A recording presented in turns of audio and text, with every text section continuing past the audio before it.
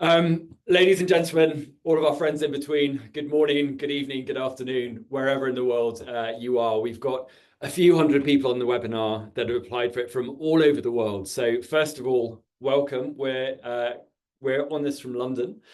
First, I want to say congratulations for getting into Earthshot. It is a fantastic adage for all of you. You're all changing the world. You've got fantastic, innovative ideas, and we're really excited to be hosting this, the first of many exclusive webinars for Earthshot to try and change your business. I'm joined on the call today by Camilla and Ryan, who are going to be helping in the background. They will be moderating a number of the conversations and chats, so please feel free to say hi. They'll be engaging with you throughout. If you have any questions, please put them in the Q&A and I'll try and answer those questions towards the end. If you have any chats or reflections, please put that into the chat, and Camilla and Ryan will be engaging with you all through that. But I encourage you to also have a chat with one another, challenge some of the ideas that you hear, give me some of the value propositions that you're working with, engage with one another. And I think with that in mind, I'm going to share my screen and get started. So hopefully you can all see my screen. Today's presentation is about how to create a really compelling value proposition that resonates with your customers, resonates with your funders, and if you're fundraising, resonates with your investors. My name is Paul Finch. I'm one of the founders of Growth Studio. We are a startup accelerator that specializes in world-changing technologies. We've run up to, I think, 73 accelerators around the world to date. We work with some of the world's biggest names in corporate and in government. We've helped over 1,000 startups now scale and grow their business. We've worked with the third sector. We've worked with governments as well. So hopefully we have experience to help everybody on the call. This, as I mentioned, is the first of 3 to start exclusive webinars with the Earthshot Prize. The next one coming up is on the 13th of November, which is about how to win at customer development to achieve product market fit. Fundamentally, how do you build something that people will buy, use, adopt whilst engaging your customers? After that, for people that need a bit of help with their pitching and their narrative and their storytelling and trying to create presentations that really resonate with your audience members, that's about how to craft a 4-minute pitch. So please follow us on our Eventbrite. Go to growthstudio.com and you can see all of our events, sign up to our newsletters and hear about all of the other stuff that we're doing. And I'm also really pleased to announce that today we've just launched applications for our latest startup accelerator. So if you are a UK-based startup who's confronting climate change, biodiversity loss, or pollution, and you want to work and help, if you want to have help changing, transforming, and scaling your business with mentors over the next 12 to 24 months, please go to growthstudio.com. Have a look for Select by Growth Studio, apply for the program. Applications shut on the 14th of November. We'd love to send you some more information. So today's presentation, how to create a value proposition that really helps you get sales, gets investment, raise funding, and raise investment. As I mentioned, put questions in the chat. We'll share the slides by emails afterwards, so don't worry about taking too many notes. And with these presentations, it's really important that you put things into practice rather than just listen and hopefully be inspired. Think about the tactics you can take away. And I'm going to start today's presentation with a story about this guy. This is Rhinella marina, commonly known as the cane toad. And you might be wondering why I'm starting with a story about a toad, an Australian toad, but this is why. Cast your mind back to 1935 in Australia, and the cane fields were being completely devastated by the cane beetle. Cane beetle was a particularly difficult, challenging little bug. It ate voraciously, had a very hard exoskeleton, lived under the ground and ate roots. So pesticides and insecticides didn't really work. And so the Australian government were in a real challenge where they needed to somehow eradicate these toads and protect their cane, but they didn't know how or where. And some bright idea, some bright spark realized that in Hawaii and in places in the Caribbean, this guy, the cane toad, Rhinella marina, was actually a voracious predator of the cane beetle. And so the idea was formed in principle that actually if we brought over some of these cane toads to Australia, they would just naturally eat all the cane toads and eat cane beetles. When the cane beetles died and were finally eradicated, this guy would die out. So a adventure was hatched. 62,000 were flown to Hawaii in 1937 and released into Australia. And what happened next has been one of the case studies of how not to do ecology. These guys caused massive ecological damage. Why? The first, when they went to Australia, they realized that there was plenty more to eat rather than these horrible cantankerous little beetles. There were lots of juicy slugs and other things. And the things that they were eating hadn't really evolved to try and protect themselves against toads like these ones. And so what happened was these guys didn't eat the beetles, they ate everything else. They had no natural predators, and they've gone on to cause huge ecological damage. There's something like 200 million of these are moving forward into Australia at a rate of about 60 kilometers a year. So what's the principle and what's the story from this? What seems like a really good idea in isolation of what should work often doesn't when you go into reality. And for everyone here that's trying to create up new ideas, new innovations, it is absolutely imperative that you don't just test these in your lab, in your room, in your university, but you go out and you speak to people and you get real life feedback and real life testing.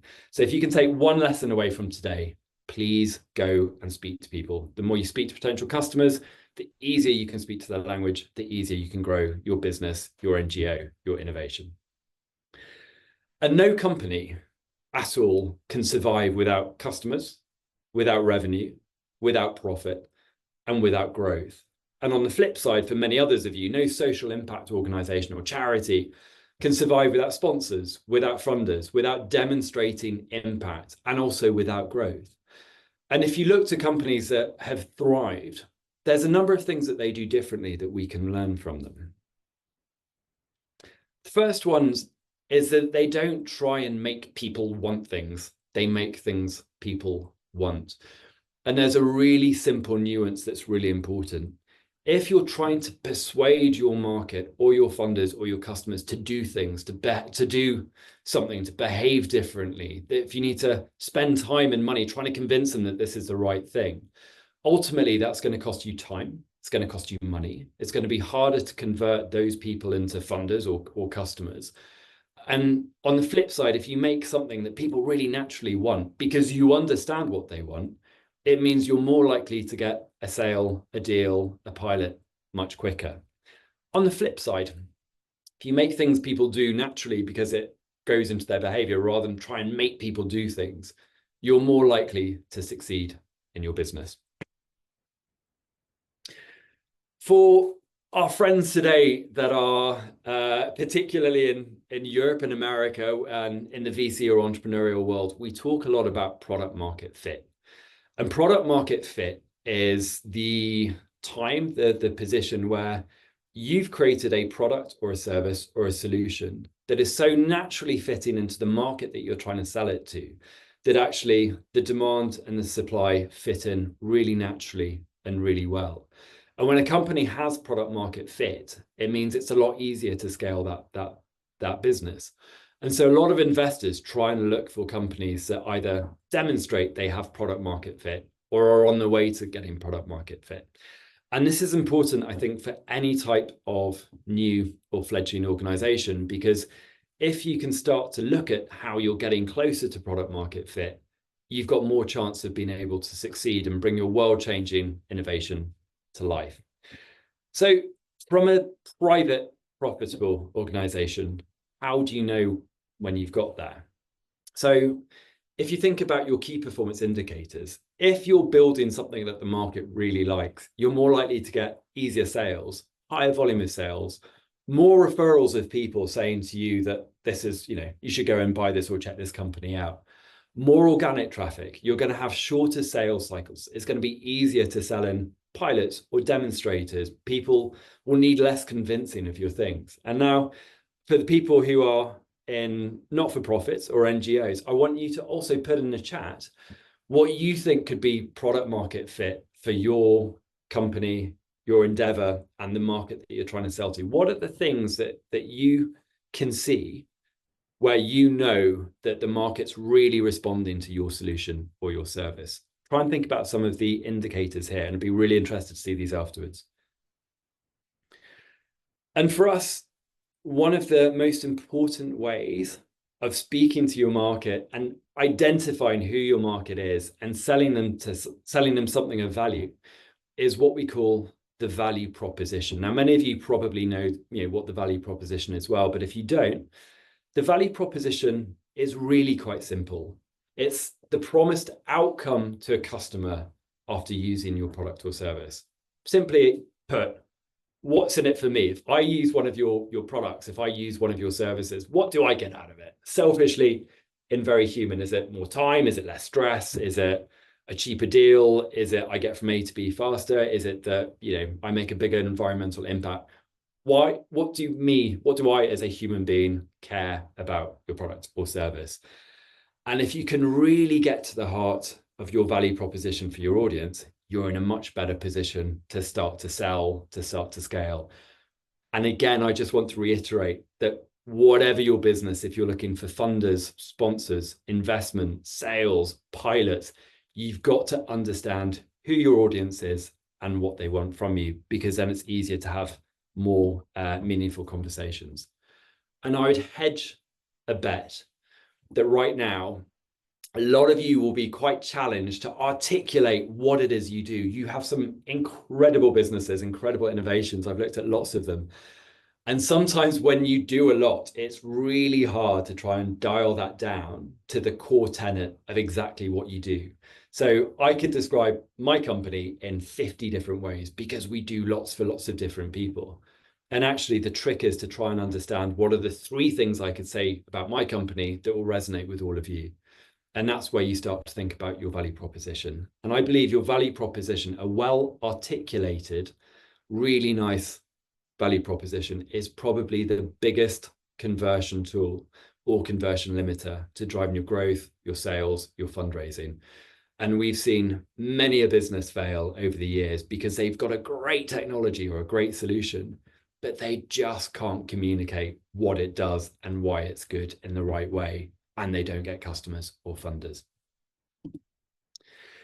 And what's really important, another lesson I want all of you to take away, is how do you center all of your attention, all of your focus around who your customer is and what their needs are. If you're an NGO and they're looking to sponsor or give you grants or funding, there's things that they're looking for day in, day out.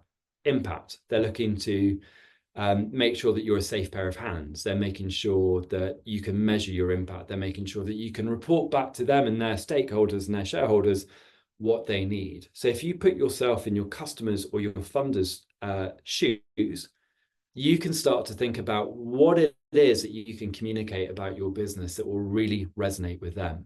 And the minute you start thinking about that, rather than describing what your business is and how it works and what the features are, that's when you start to have more meaningful conversations. I'm also seeing lots of chat coming in, so please keep it going. Really want to hear your thoughts, and we'll chat on them at the end.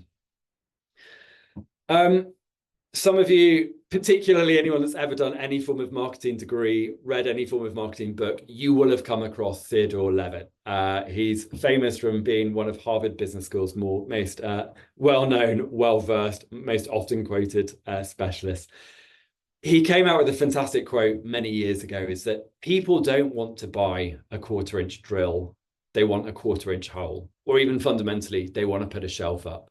So drill companies wouldn't start to sell themselves on, we sell this size hole, or we can go this deep. They'll sell themselves on, guys, with our drill, you can put a shelf up quicker. Anyone can put a shelf up. Again, that communication nuance is really important when you're starting to speak to people. And trying to find a few examples to bring this to life was really tough because you're from all over the world. You've got different types of organizations. You've got academia, you've got innovators in their room, you've got businesses, you've got a whole range of stuff. So I thought I'd just go for 3 very simple ones, which have value propositions that I think you'll hopefully all know and you'll maybe respond to. I'm sure many of you probably use Slack here. And the reason a lot of you probably use Slack is yeah, can be a bit more productive. You've got a lot fewer emails. You can have conversations much quicker, and it's become entrenched in many organizations, from teeny ones up to the people who put, Mars on rocket on Mars, by companies around the world. And their value proposition is really quite simple. They try and speak to busy professionals. And within the business professionals, they've got corporate professionals and startup entrepreneurs and charities. But essentially, they are a solution for busy professionals. What they promise is you're going to be more productive, you're going to have a less stress, you're going to stop wasting time. And the outcome of all of that is you get more time. You can spend more time investing in the stuff that matters rather than email boxes and email filing. And if you look at any of their communications, they really talk about their productivity. And so I imagine that many years ago, they sat down and went, right, what are the problems that really busy professionals have? What can we do to try and make their lives easier? What are the 4 or 5 or 6 things that they really want that just helps them do their job better and quicker and more effectively? And that translates into everything that they do. And when they bring it to life in marketing, you can have some fun with how you communicate that. But essentially, they know their audience and their audience needs really well. Second, Netflix. Netflix have a really wide audience, people who love telly, people who love movies. And actually, what they want is to be the first choice for anybody, anywhere in the world who really enjoys watching television and movies. And what they promise is that you can watch whatever you want, whenever you want, wherever. And it's really easy to find the thing that you just want to sit up on your couch and watch on a night. The outcome of Netflix is choice, it's convenience, and essentially it's cost. And so although they've got a really broad audience, actually all they're promising are these 3 things. It's an emotional choice. They don't talk about the millions and millions of films that they've got in their directory. They don't talk about the high quality streaming. They don't talk about HD streaming things. They just talk about, if you want to watch something, we'll make it happen for you. And again, the way they communicate that is really, really simple. And so the language that people like these use is often really simple and really plain English because it works and people respond to it well. The third one is ANOVA. For anyone that's sat through any of my presentations, you will have seen this 1,000 times over. If you don't know about sous vide cooking, and I don't, and I didn't, and I am positively the worst cook amongst everybody here, a sous vide is a way of cooking where you basically put your food in a bag, you put that into hot or boiling water at a consistent temperature, and it cooks your meat beautifully. What this company has created is a way of creating a sous vide that you can have at home, that's intelligent, that does everything for you, that you can do from your phone, so that anybody, be it a professional cook or an idiot like me, can basically get perfect steak or perfect chicken that's juicy, that's tender, that looks amazing on Instagram. And that's what they've created. They've visually created a device that goes with this complex thing that we're not going to talk about how it works. And your phone, you get perfect steaks. That is enough reason for me to try and find out what they want, to try and find out how it works, to try and find out how I can get one. And it's also a lovely mechanic because they haven't gone into detail about what that gear stick looking thing is. They haven't talked about the fact it's Bluetooth enabled or what the batteries are or any of the technology. They can do that later on. What you need to take out of this is you can simplify the outcome of what your product or what your solution or what your charity does. The outcome is what matters to people. So great results every time without difficulty and get perfect food. That's what they've gone for. Try and think about your customers or your fundraisers.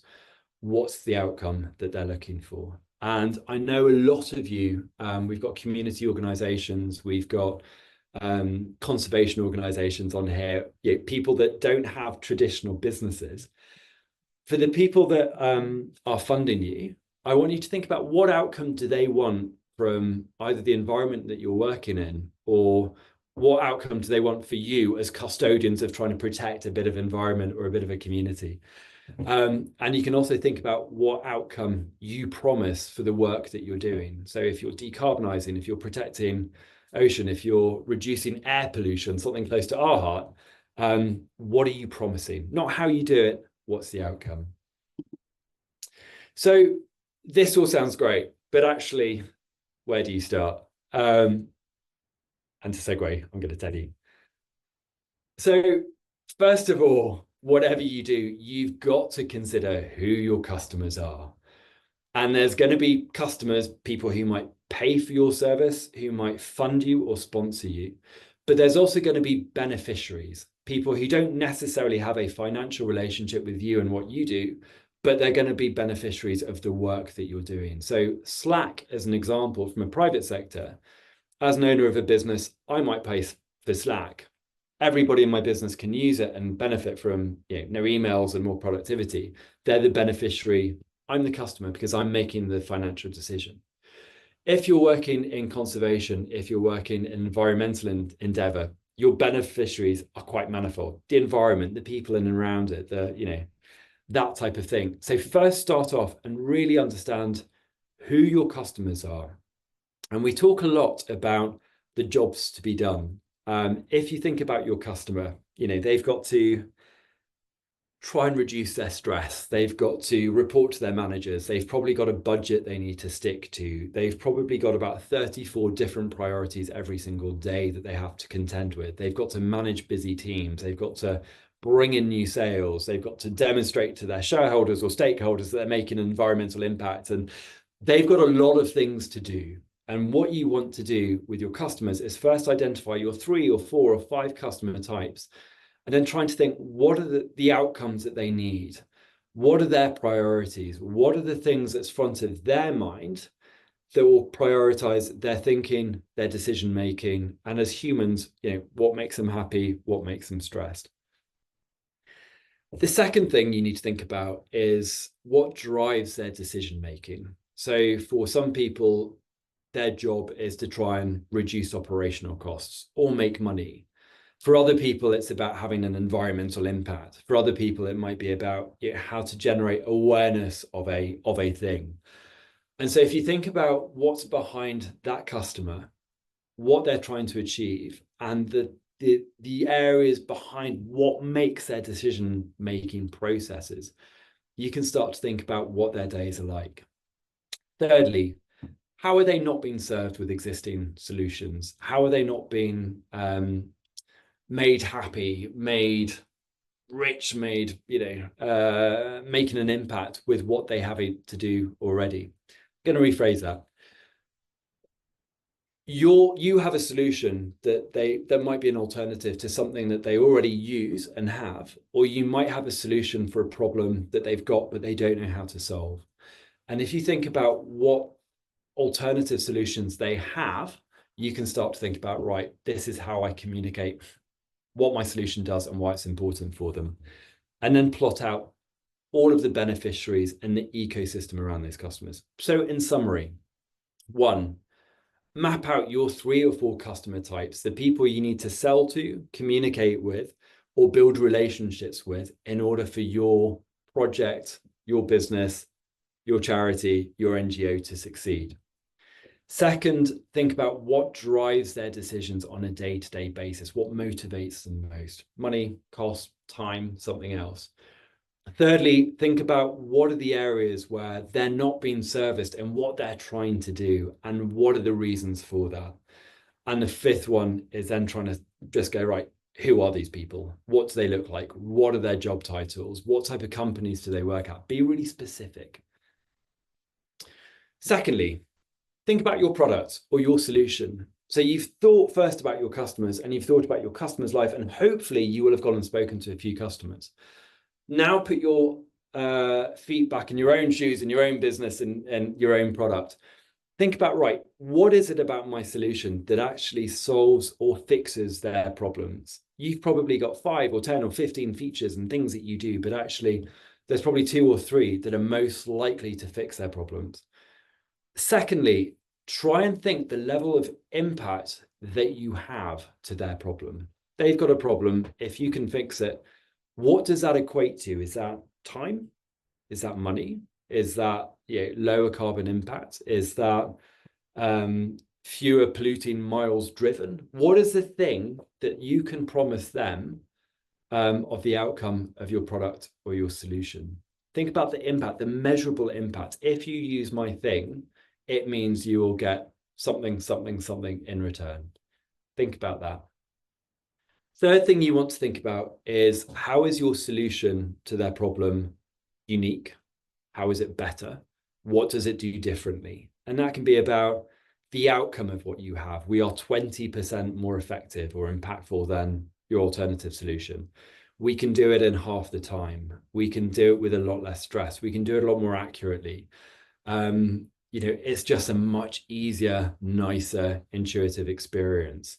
We can help all of your beneficiaries feel like this rather than like that. So think about what it is that you can offer or what you can promise that no one else can. And then finally, as I mentioned, what's the outcome? Time, stress, money, environment, carbon, something else. And then the other things you need to consider, is when you're thinking about your customers and who they are, you also need to think about the realities of how people behave and what people do. So how are people's purchasing behaviors and how are their habits? Where do they buy? Where do they procure services like yours? What's the process by which they procure services like yours? Is it a lengthy sales process? Do they tend to speak to people at events? Do they get really hooked into one solution and use that one solution for 10 or 20 or 30 years like your bank? Or is it a very commoditized product where they might buy it off the shelf and they don't really care what brand or product because they just want something cheap and quick? So think about the attachment that your buyers or your customers have to the type of solution that you offer.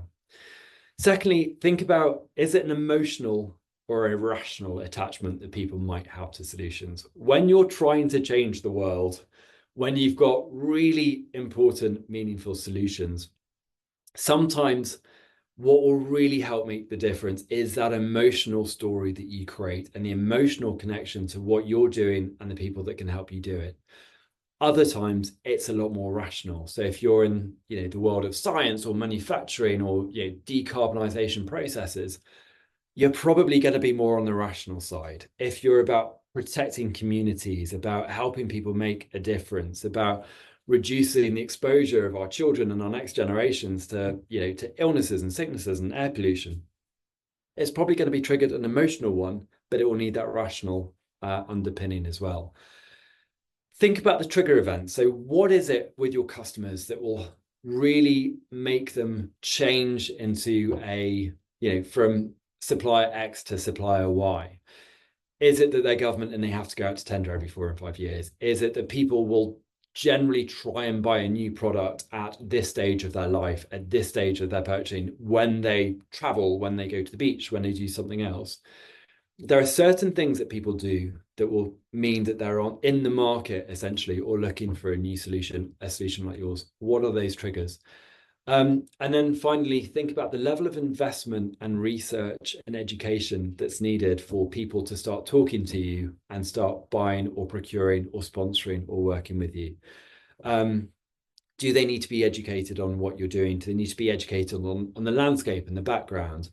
What are the barriers that you might have? How can you help them in that process? Is it a long process? Is it a really quick process? Think about all of the things you need to contend with and try and map these out. What we try and do is get like 3 or 4 customer segments, understand who they are, what drives them, what their challenges are, what they want.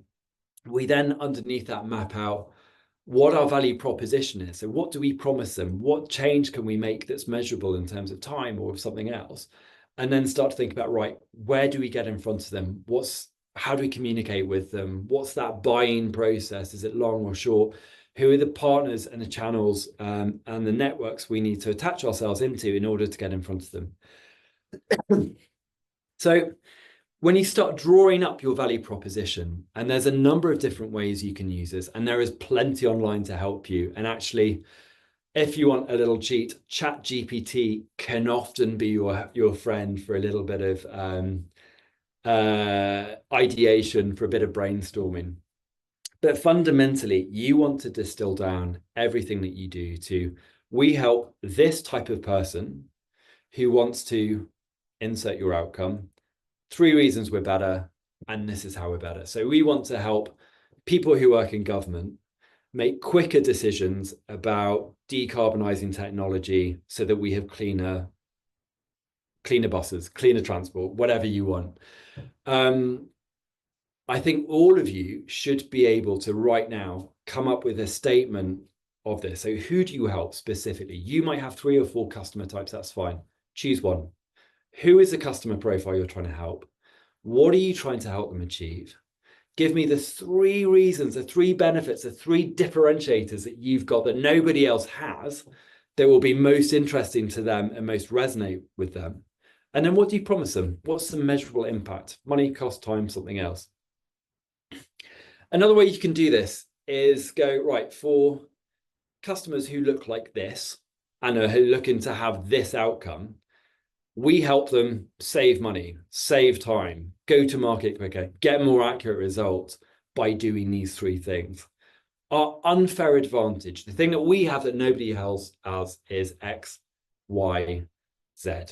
There's 3 or 4 different iterations of how you can communicate these, but essentially what I'm looking for you to do is just start writing statements like these and try and distill everything you promise down to your customer segments.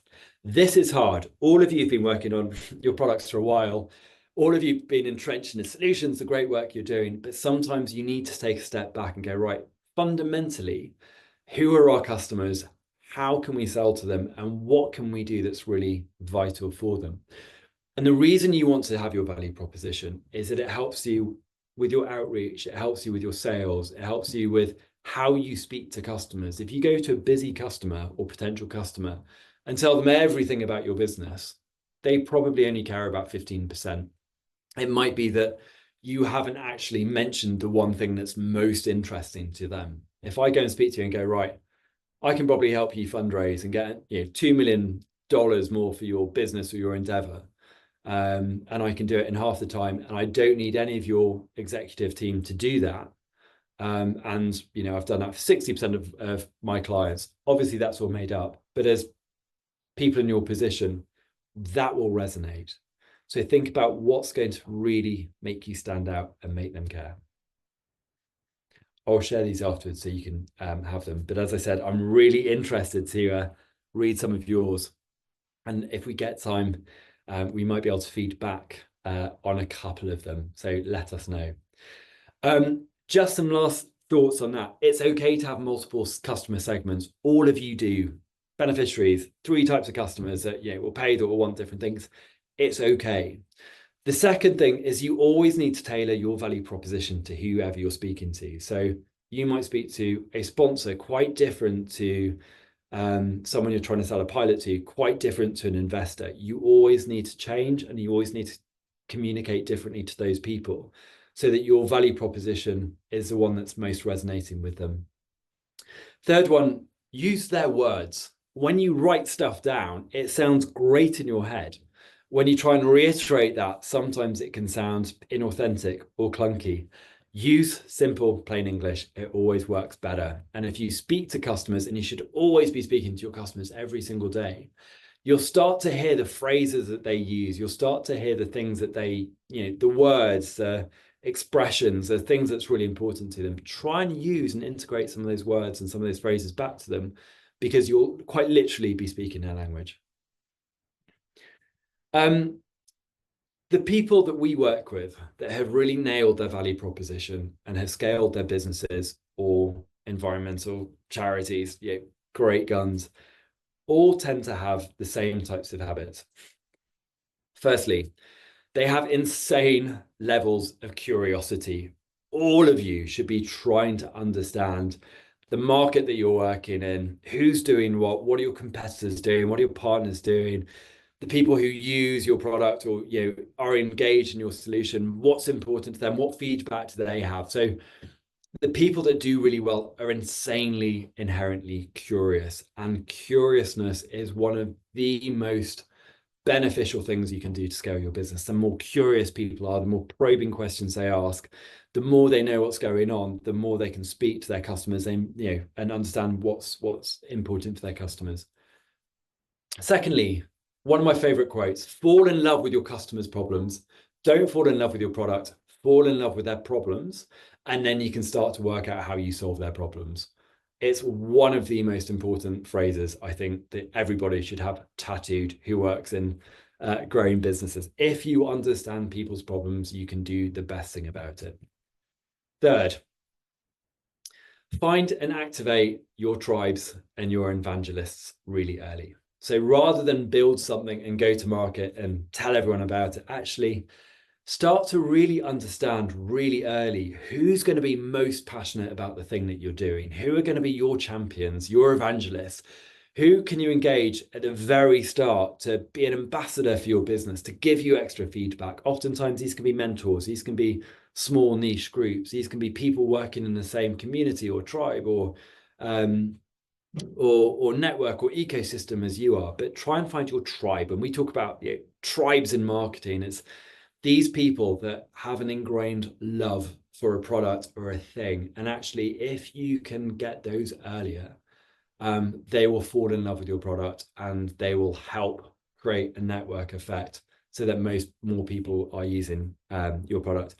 For those people that need to do fundraising and get sponsorship for charity or conservation, actually, you'll probably have some of these already. Try and get more of them. Get people to fall in love with what you're doing and the problems that you're trying to solve. Sell all the time. It feels vastly American, and us British people are terrible at it. But always think about how you can sell your product, how you can build more customers, how you can build relationships with people that you need to speak to. Always be trying to sell yourself, your business, your solutions, your endeavor. Number 5, test. You'll make errors, that's fine. Test, iterate, trial, try again.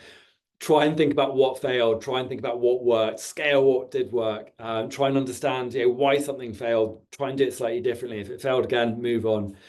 But always test and iterate with your presentations, with your value propositions, with how you speak to people, the types of people that you're trying to sell to. Test and iterate, trial, experiment, have fun with it. Number 6, people who communicate best use really simple, plain, unpretentious English, and that will work for any language you might speak or have to speak in the world. But don't speak in buzzwords, don't speak in industry terms, don't try and sound cleverer than you are. The best communicators use the simplest language because it resonates best with people. And oftentimes when you start writing stuff down, it doesn't work as well as when you try and present. Final ones, let's put it to the test. I've gone and picked out 3 or 4 examples of Earthshot Prize winners and someone else that we're working with. I will share this slide after you so you can watch their videos, but I just want to share 2 or 3 videos and then we'll get on to your questions and any questions that you have. So if you have some questions, please put them in. And I want you to think about, right, what does this company do? Who do you think their customer is? Are they communicating what's good or different or exciting about them? And what could they do to sell better? What could they do to get more leads, more interest? So I'm really interested, again, after I finish this, to see what your comments are in the chat. So put some comments in the chat and let's see if we think they're doing a good job. And if you're the owner of any of these companies, then yeah, drop me an email. So the first one. This is just from their website.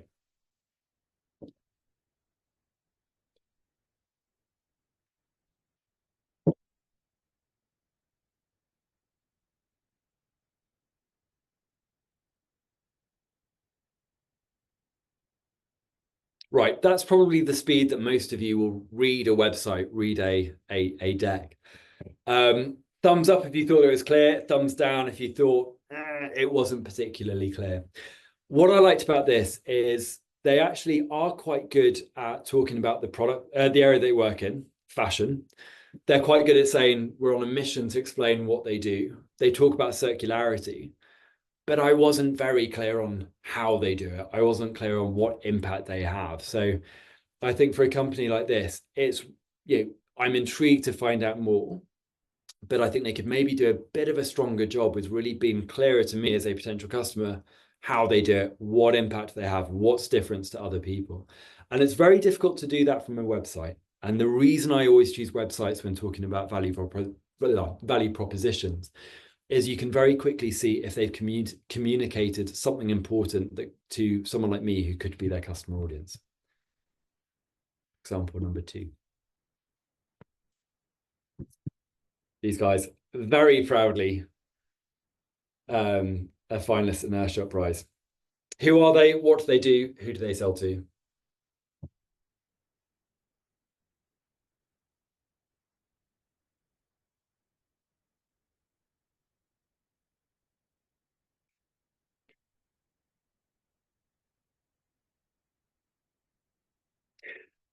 Again, clear value proposition, bad value proposition. I think for me, their technology was fairly well explained. It's beyond my intelligence levels, but what they did, I think what they missed out was actually who their customer is. They talked about their process, they talked about their vision, their mission, and what the outcome is.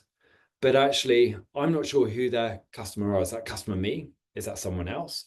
So I think the little trick that they missed in that example is just trying to bring out and help people self-select that they're the customer, and therefore what the outcome is that they might need. 2 more examples, and then end reflections and a couple of Q&A. This one from India.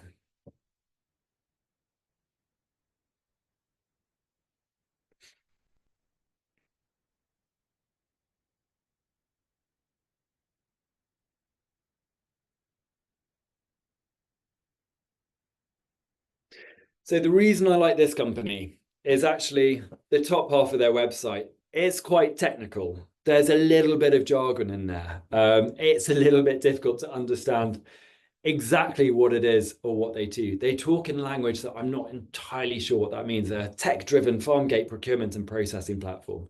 That means little to me. I'm not their target audience. I acknowledge that. What they do beautifully is this bit here, how we do it. Plain, simple English, very clear descriptions. I understand what the benefits are. And I would say that their value proposition is 2/3 down the page.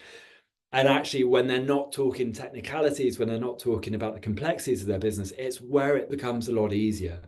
So if they're going out to market, trying to get leads, trying to get sales, trying to get PR, trying to, get some funding, actually people resonate a lot more with the language and examples that they use at the bottom rather than the bits at the top where they might lose customers. And it's the same with conversations they might be having. Final one.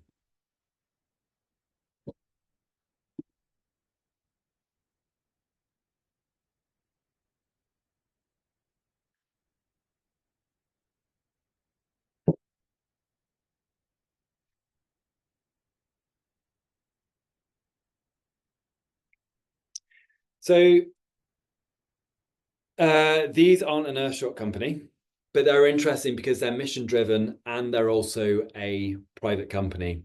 Every single menstrual cup they sell, they donate ones to women and girls in India.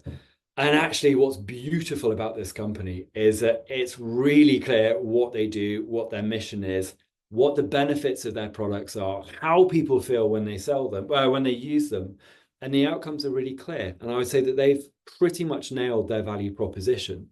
And there's a lot that they could be talking about how the product works and how you feel and differences, but actually they've just really distilled their value proposition down to something really simple.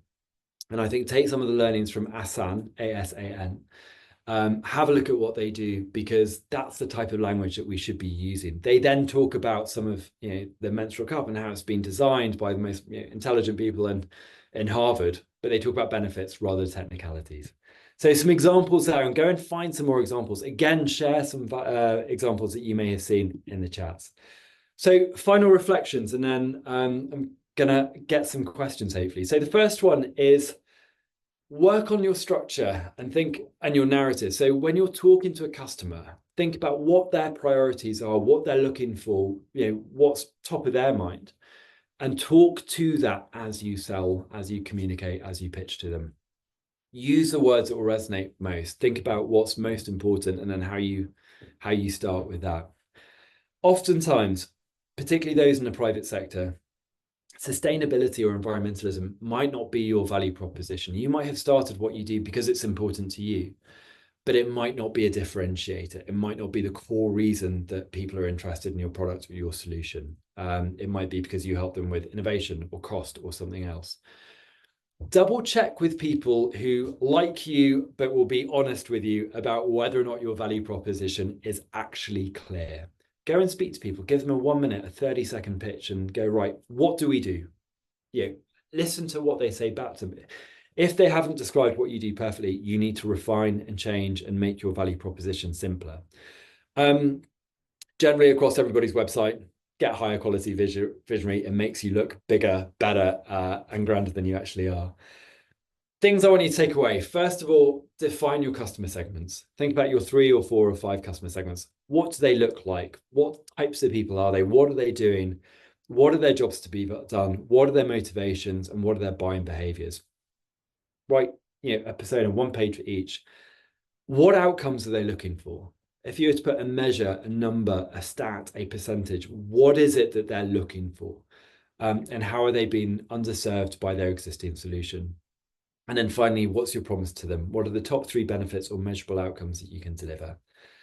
Final things, please go and check us out, growthstudio.com. You'll see all of the accelerator programs that we're running in the UK and abroad. Sign up to our newsletters where we're always going to be sharing events like these. It won't always be me speaking. We bring in people from around the world who are experts in their field often. Follow our Eventbrite. We've only recently set it up. We'll be sharing a lot of our free sessions and online sessions there. For people in the UK, please apply for Select, our latest accelerator program. We'd love to be helping you. We'd love to be working with you. It's free for you to join, and it's incredibly valuable. And check your emails. We will be sending out a very short poll after this. We really want your honest feedback. What works, what doesn't work, what could we do better? What are the types of content or webinars that will really help your business so that we can start to think about servicing you better? So please do feedback, even if it takes you 20, 30 seconds. We really appreciate it. It means that we can do more of these things for you. Finally, never remember the toad. Never forget Google Glasses. Another example of a product that went out to market without really speaking to anyone. And if you want to follow us, my email is there, growstudio.com. Follow us online. We'll send you the slides. And I'm hoping we've got some really tough questions. So I'm just going to see whether or not we have anything that's come through. We do. Hi, Paul. So this is Ryan. Hi, Ryan. Working hard in the background with Camilla, answering some questions. We've had some really, really good questions that have come in, and actually some really good comments. And I just want to call one out from Tan Tran, who basically thinking about value propositions, and he using one of the examples you showed, said it's just like Salesforce, where nobody knows exactly what they're doing. And that's such a good example of what we need to try and avoid, particularly in the space of impact investment, where we need to be so uber clear. And on that note, one of the questions we've had, Paul, was, is there a difference in value propositions when we're speaking to impact investors as opposed to speaking to customers? And what is that difference? 100%. Think about what's important to the people you speak to. If you're speaking to impact investors, oftentimes they will have raised money in that fund in order to not only help people like you make a financial return on investment, but they also have impacts, environmental or human impacts that they have to deliver upon. So a fund might have to report back after 5 years or 7 years that they've reduced the amount of carbon in the environment, reduced the amount of waste.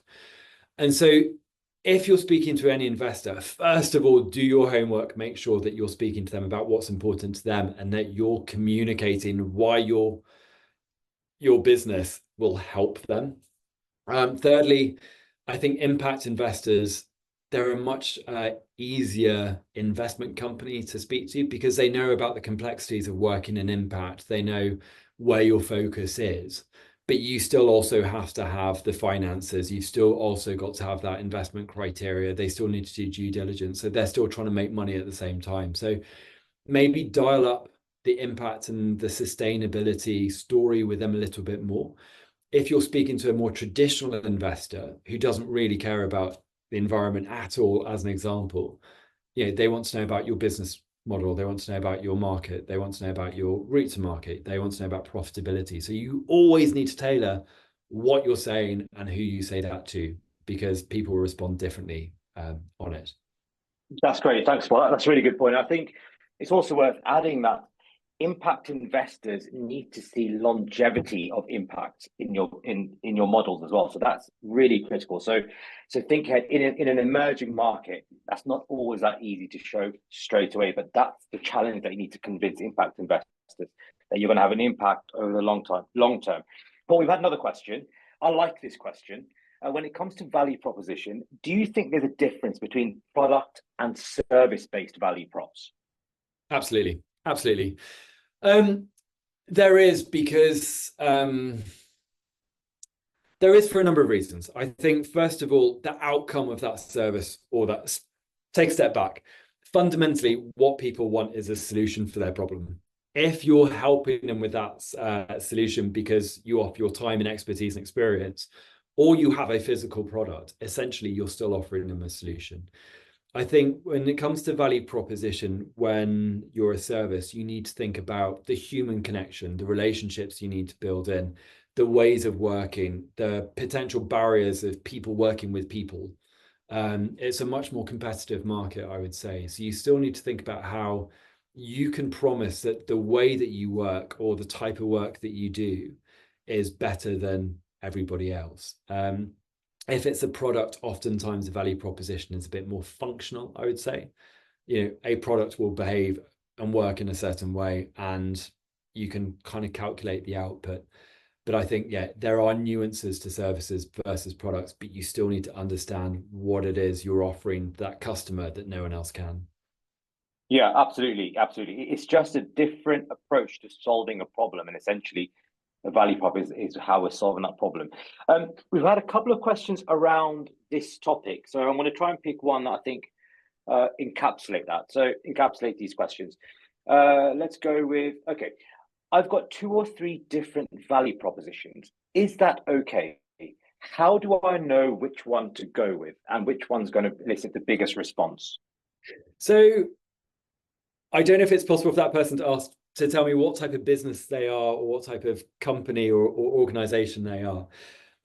Yes, you need to have multiple different types of value propositions, because you're potentially selling to 2 or 3 different types of people. So you might have a financial decision maker that you need to get over the line. They're really interested in money in, money out. You might have a strategic decision maker in a large company.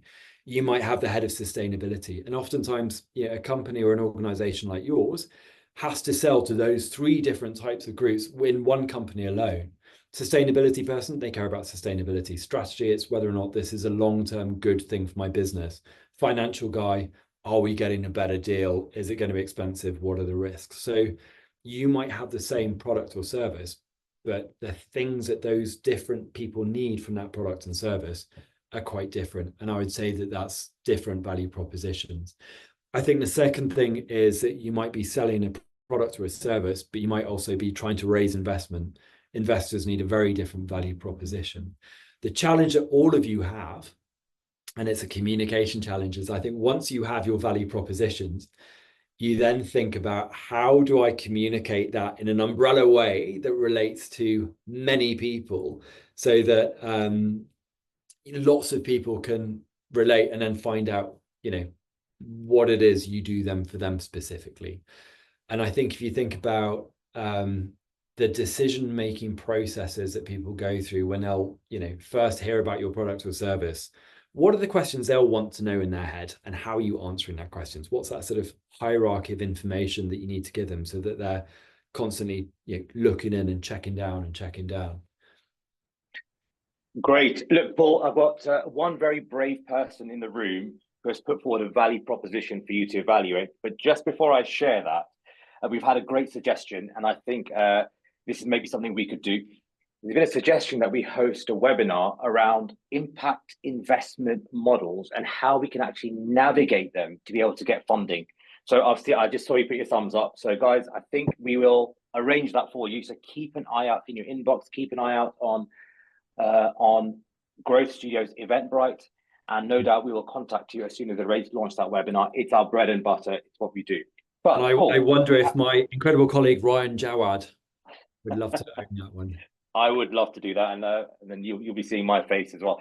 Paul, so Ether from Really Recycle has been brave enough to share a few value propositions. I'm going to put them to you, and let's get your take on whether you think this passes the Paul test. The first one: we give office administrators on-demand stationery made from plastic rubbish gathered from the office. I would flip it. There's something there. It's interesting. I think people don't wake up in the morning wanting on-demand stationery. They want a pen. They want to not think about a pen. I would go, we help office workers get the best stationery they could that also just happens to be sustainable. That was a horrible articulation of it, but read it out again, Ryan, please. Yeah, sure. So right now it begins with, we give office administrators on-demand stationery made from plastic rubbish that's gathered from the office. I think, tell you what, email me a couple of examples of that, whoever answers it. I think that you've got all the right tenants there, but it's just not hitting as much as it could. I think for me, on-demand stationery doesn't quite resonate. I think there's something really exciting about how you make that stationery, but I don't think that's your core value proposition. If you're thinking about office workers, what are their most important things? Is it getting stationery? Is it getting stationery on demand, or is it getting stationery that's much more stationary? I just see that Mike T has put something in the chat, and I love that. I love. Can you read it out? Because I can only see the. I can. So entrepreneurs are often they struggle to do this, and I understand why. They struggle to speak in a way that resonates with their customers because they are behind the business, not in front of it. So Mike T has just come up with a very, very simple value proposition that actually resonates quite well. And the suggestion is stationery when you want it without costing the earth. That, to me, Paul, kind of captures the curiosity and the interest. I think so. I tend to think on website structures because that really helps my brain with the sort of the hierarchy of information that you might need to sell. Imagine that started off. What are the questions you're going to ask that actually, what type of stationery? Where do I get it? How is it made? How is that stationery better than the existing biro or bic that I have? Is it any cheaper? Is it more expensive? So I think that's another suggestion. Sorry, we just had another suggestion as well, which I think really speaks in such a beautiful tone. It's we turn your trash into cool stationery. Love it. Love it. So I think these are sort of more marketing communications, but it feels like they're grounded in understanding customers. And I think you'll probably resonate with people. I think with the office administrators, what are their problems? Are they the people that buy stationery? Are they the decision makers? Where do they get their existing stationery from? What relationship do they have with their stationery? Do they care? Those are the things I'd really want to think of first. Ground your value proposition in that, but it feels like these are really good taglines that you could try. And one thing I would do is I would find the 4 or 5 or 6 examples, and I would go out to some offices and actually try it, speak to people and go, look, pick up the phone, try and cold sales and just open this. We've got 1 minute left and I could keep talking for ages. So I just, first of all, thank you very much for all of your time here. Really appreciate it.